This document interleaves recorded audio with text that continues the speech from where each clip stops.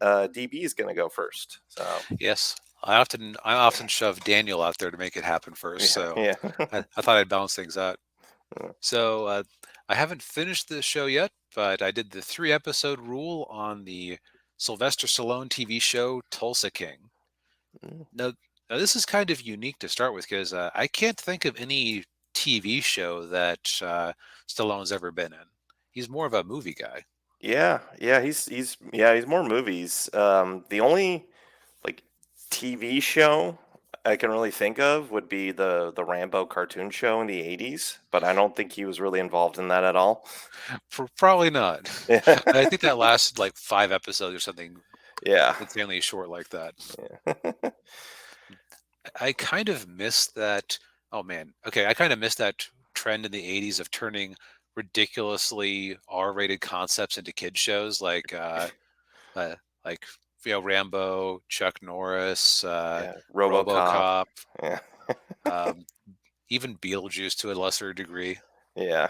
Yeah, like I'm trying to think of what you could do these days. Can you imagine the John Wick kids cartoon? That would be uh, amazing. yeah, that would be amazing. You could give him a ghost dog. Oh yeah, and he talks. Yeah. Row, run, Rick.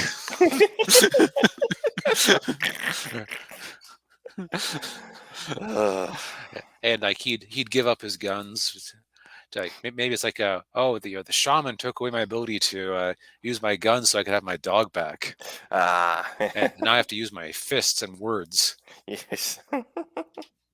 to make it mildly appropriate. Anyway, Yeah, yes, yeah, that because digression for sure. aside. Yeah, because So uh, Tulsa King. Uh, I don't have a lot to spoil since I'm only 3 episodes in, but the basic premise is that Schwarzenegger. That's a. I was just thinking about Arnold for some reason, but Stallone's character is named Dwight. He is a mob boss who 25 years ago uh, killed somebody for the mob, and because he took the vows very seriously, he did not rat anybody out for those whole 25 years. mm, He comes back, and the friend he went to the joint for is, and very old on oxygen, and his son is up and coming and doesn't really have the use for him. uh, So what they end up doing is they give him a job to go down and set up a branch operation in Tulsa, Oklahoma.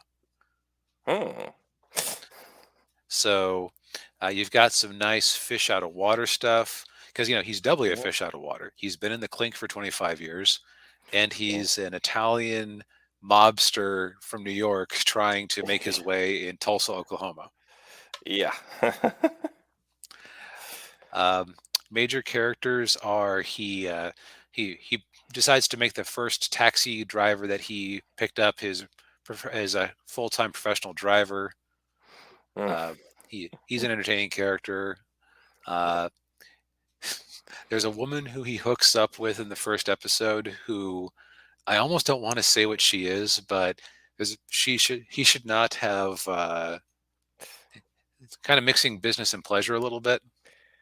ah, ooh, Uh, but again, I don't want to ruin the wham at the end of the first episode ah, because finding it out for yourself is all the more entertaining. But just let's just say it's a major entanglement.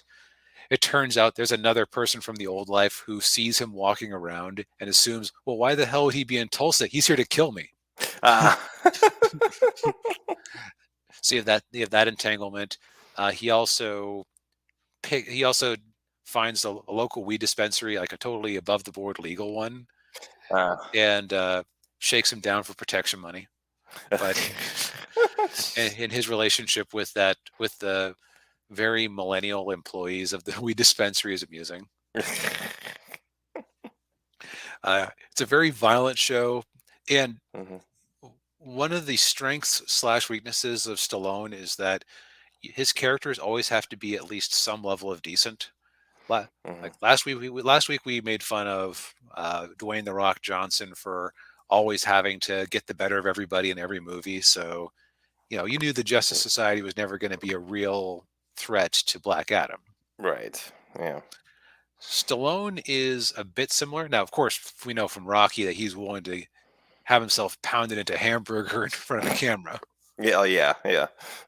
So it's not that thing, but it's more that he always has to be a good guy on some level, even when he's clearly not. Hmm. Like the guy he killed, he made a point. I didn't even want it. I liked the guy, but I did it for you. So it's like, yeah, he had to have that little bit of doubt. He Yeah, has a strained relationship with his family, who he left behind to, for the sake of the vow. yeah. Um, uh, and it's, but it works here because a good mobster movie, they're objectively awful people who deserve to go right back to prison, right? Oh yeah, yeah. Right. Um, but so you need a charismatic actor to really sell you on. No, look, they're awful people, but just put that aside and just isn't it fun being around Stallone as he's mob bossing his way around central Oklahoma? Yeah. Yeah. And the answer is yes, yes, it is. It's streaming now on Paramount Plus. My uncle actually recommended it at the New Year's party, and I said, I signed up for Paramount Plus to watch. I was basically bored last week when I had some time off, and I said, $5 for the ad-based version. I'll finish up that season of Beavis and Butthead. And then I'll just see what else there is to offer. Yeah. Also, a wild holy ninja toe has appeared. Oh, hey, good to see you, Ninja Toe. Welcome, welcome. Yeah. But yeah, so far as of 3 episodes, Tulsa King has not disappointed, and just based on Stallone's record, once he's into something and it's at least decent, he's going to charisma his way through to the ending, even if it's Yeah. I will actually say one other thing is that they actually had a plot point where you know that we can get kind of annoyed at so-called woke moments. Yeah. There's a moment Yeah. where he has an associate of his who's black go down to a dealership to buy up a car, cash only, Mhm. and of course the guy, the guy said, "Well, where's the car?" Well, he called me a crack dealer and told me to leave it, or else he'd call the cops. Oh, God.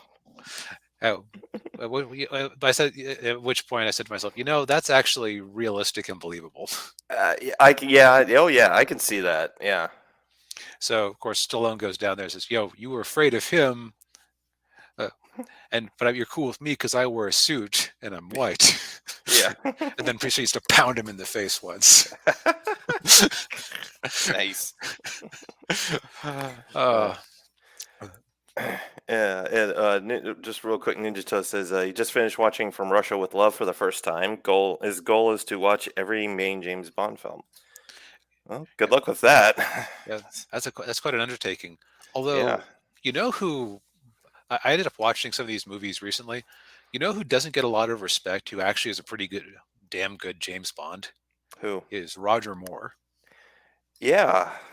I agree. Yeah, he was really good. That was actually Roger Moore was my father's favorite James Bond. Yeah.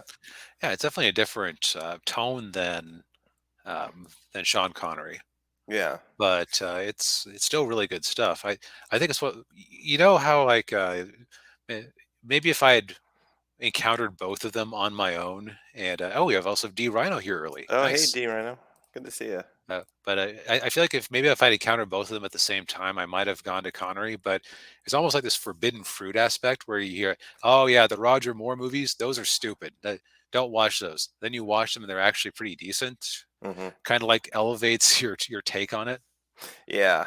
Yeah. more than maybe it would have objectively been. It's like it's always about expectations. Oh yeah. Yeah. They could be a little. A couple of them could be a little bonkers, but they're Yes, fun bonkers. Yeah. exactly. Yeah. And, But yeah. and plus, he did drop not quite Blofeld down a chute, so that was kind of cool. Yeah, that's true. Yeah. But yeah, I've been meaning to watch Tulsa King because I've heard good things about it. So Yep, I second that. yeah. But All right. But yeah. So on to my thing of the week. so Um, so either that is the Final Fantasy VII remake game or an HD version of Advent Children. it is the remake of Final Fantasy VII. Yeah. So yeah, I've already played it. I've already done like I think two playthroughs. It was like 3 years ago when it came out. Mhm. But I'm going back and playing through it again. And I forgot how much fun it was.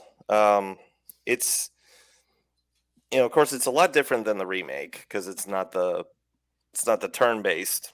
It's the I don't know, Action RPG is it action kind? art. Yeah, Yeah, like watch people play it. It kind of looks like it's like Kingdom Hearts, but without the jumping around and aerial combat. yeah. I would say that's pretty true. Yeah, although there's some jumping around and stuff like that, but no, it's I mean, I know this game kind of got a lot of and by the way, for the this playthrough right now, I'm up to the part where Cloud meets Aerith, or when Cloud falls through the church roof Hmm. into the flower bed. That's where I am. I will say, like, having played through this before, the Aerith part kind of got on my nerves a little, um, Hmm. because it's a lot like the part where you're with Tifa, and then you got this whole thing, and then the whole thing with Wall Market, like, going to the whatever the bee the honeybee club or whatever it Yeah, was where called. Cloud cross dresses. Yeah, yeah. I know that was in the original game, but it was just they really ratcheted it up to 11 in this one. It's just like, yeah, but the rest of it, like the gameplay is a lot of fun. I know a lot of people didn't really necessarily like the story as much as the original, because they do some like time travel elements with it. Yeah, Um, isn't it kind of meta? a little, yeah. Yeah, they're these figures that pop up. They're like, kind of like specters. Hmm. They kind of look like the whatever they were called from Harry Potter, the Death Eaters. Death Eaters. Yeah, they kind of look like that. They pop up and every now and then, and you know do their thing to advance the story. And Ninjato asks, most important question: exotic, mature, or sporty? Mature. Huh? So there's a part in the game where, when you're with Tifa, and she wants to go out on have a fun little, basically go on a date with Cloud. Okay. And she asks Cloud, "Oh, what kind of dress would suit me?" And your choices are either an exotic dress, a sporty dress, or a mature dress. And depending on which one you pick, she wears that dress in the wall market part of the game. Okay. Okay. Yeah, I found that pretty quick. I think the one on the left is exotic, and then the one in the middle is sporty, and then that's the mature one. You know, hmm, I think I almost like the mature one here. Or I can't remember if that's exotic or sporty. It's Well, one of the yeah, two. you know, slightly revealing yukatas are nice, but that's neither Yeah, here nor yeah, there. yeah, yeah. D. Rhino says, the whispers represent the old fans. What a crappy way to honor the fans. Oh, okay. Well, I, Uh, how is I was that not aware kind of of? that. Mm, Yeah. Yeah, and Ninja Toast says it's basically Final Fantasy VII rebuild. Oh, like Ava. Okay, okay, that makes sense. But I mean, it's of course I haven't played Intergrade because I don't have a PS5. Um, but I mean, it I enjoyed it for the most part, and interesting to see what the other games are going to be like. I think it's going to be 3 games. So basically, okay. like the first game was, if you played the first game on the original PlayStation, it was split into 3 discs, and Mhm. this first game here is basically disc one. Now, correct me if I'm wrong. Was Aerith shish kebabbed in the first disc, or was that near the start of the second? It was at the end of the second disc, I believe. Was it that late? I thought it I was way earlier than that. Let's uh, ask the in internet. What disc did Eris. Eris die on? Okay, end of disc one. So Oh, end did of she? this. Okay. So did she end up shish kebabbed in this one? No, she didn't get shish kebabbed. So okay, so I'm way off. It's Okay. even sooner than that. So the end of this game is right when they leave Midgar. So yeah, that's so it's right when they leave Midgar, and then they're going off into the world. So, um, but I mean, if you of course, I don't know if this game's going to get ported onto any of the other. Probably coming to PC. It sounds like Sony locked this up as an exclusive, which Okay. makes me way less sympathetic to, oh, but if Microsoft buys Activision, they might restrict games. Boo hoo. Yeah, yeah, yeah. But I mean, I think it's worth playing if for no other reason. If you need one big reason to play this game, Tifa. I mean, Tifa is objectively the best girl in all of Final Fantasy, period. Oh yeah, I will hear no arguments. He, yes. and this is as somebody who likes Final Fantasy X more than the others, Mhm. but I'm sorry. Yuna is a great character, but doesn't quite match. Very different feel. Yeah, yeah, and Tifa's kind of like the entire package.